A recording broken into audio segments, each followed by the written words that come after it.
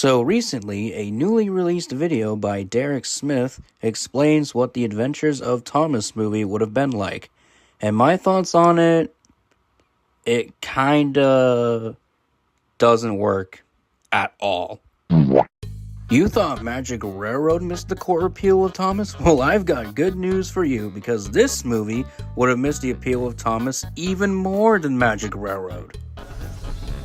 What are you talking about? Let's just go over the plot real quick. The plot would have had a boy named Johnny and his father escaping London during World War II and ending up at his father's childhood home next to a railway station.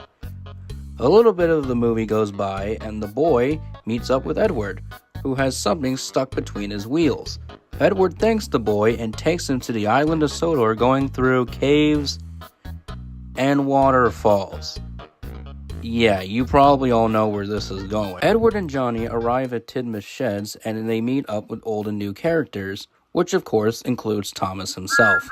Throughout the film, Johnny would have traveled back and forth between Sodor and the real world. Since this film takes place during World War II, it's actually an allegory for a steam versus diesel conflict. Yeah. The villain, named Smoke, now lives on the other side of the island where all the diesels stay at, would have tried to take over the island and getting rid of the steam engines. The climax would have had Gordon and Smoke race each other. And, yeah, that's the plot. We've waited an entire decade for more information about this film, only for it to be a copy of Magic Railroad. Yes, this movie would have just been Magic Railroad all over again. Human discovers a world full of sentient trains. They travel between worlds using a portal. There are literally no humans at all, and it has a villain that wants to dominate the steam engines so diesels can take over the railway. I can do whatever I want! I'll get him, too! With Pitch! It is literally the same damn plot as Magic Railroad. It's like if they took Magic Railroad and just made it even more edgy. Now, I'm not saying Thomas can have edgy elements to it. It has before in the Railway series and the TV series before this. But edgy elements like this is what would have killed the movie. One of the things that creeped me out was what the engine's face designs were going to look like. Now, the engine's body designs are really good, but their faces are...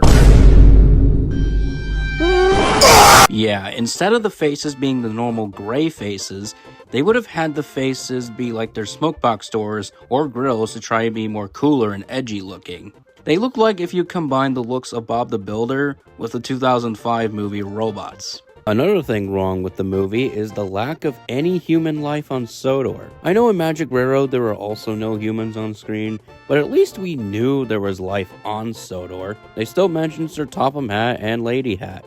He's looking after us while Sir Topham Hatt takes a much-needed holiday. And how is Lady Hat? I think the main reason why they didn't put the background people in the film is because it'd be weird to have real human people interacting with the static figures. But without any humans at all, like 0 of them, it raises questions. You thought the Cars franchise makes you question things? Well, this movie would have made you raise questions too. Like, if there are no humans, then how do the engines get fired up?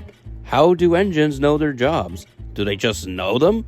Do the trains build other trains? How would they do that? I know that question is also asked about the Cars movies, since they are quote-unquote manufactured. Thank the manufacturer, you're alive! You do ask questions on how that works. If Cars do build other cars in those movies, at least the characters can move around using their wheel axles, or the pitties using their forklift arms to move things or maintain other vehicles. In this Thomas movie, it's not implied that the characters can move their wheels like the Cars characters do. So, how do they build other trains? How are these things maintained? It'll just raise even more questions about how these trains function. Like, who built them? What significance do they serve to the railway if no one is there? What is their purpose? Now let's talk about the villain Smoke. Are you smoking yet? Smoke would have been basically the Diesel 10 of the film. Did someone say Diesel 10? Yes, Timothy, it was me. I was just talking about the plot of the Adventures of Thomas movie that got revealed not too long ago.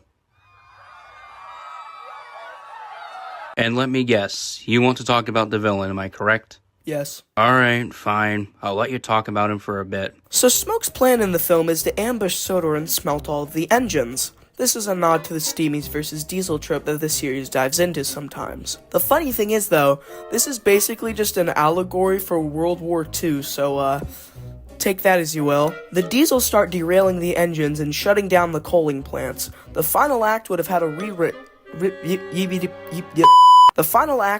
relay race across the island between Steam and Diesel. Gordon returns and supposedly wins the race over Smoke. The problem with Smoke is that he is unnecessary to the plot. We already have had a big scary Diesel before, and I think using him again would benefit. Diesel 10 has already been shown as someone you shouldn't mess with. He has attempted genocide, vandalized property, and attempted to murder Mr. Conductor Jr. James Thomas, and basically the equivalent to God in this universe. Even in his other appearances where he wasn't as intimidating as he was in Magic Railroad, it's still shown to us that the engines fear him.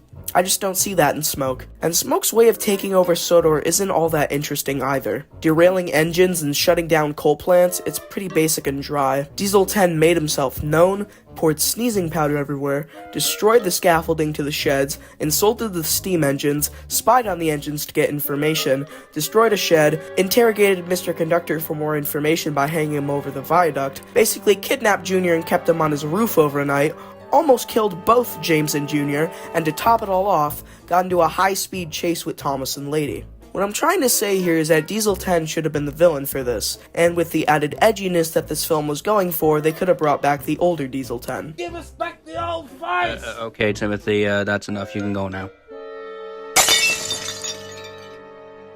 Okay then, moving on. So with all these problems in the movie I just explained to you all, you are all probably saying in your heads, this is not sounding like a Thomas movie.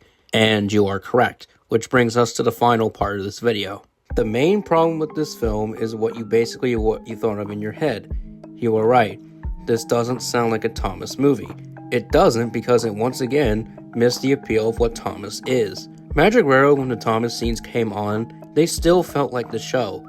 The engines were normal engines, they still had their regular faces, and Sodor still kind of felt like a real place, except for the flower telephones. My cell phone's not working properly. And I'm gonna straighten your ass out! And it did a way better job of showing this universe to the audience. While yes, Magic Railroad Sodor was in its own universe, it at least didn't feel as off as this film did. Don't get me wrong, the idea of Thomas taking place in wartime, or even a different take on Sodor, sounds awesome, but it just missed the mark completely.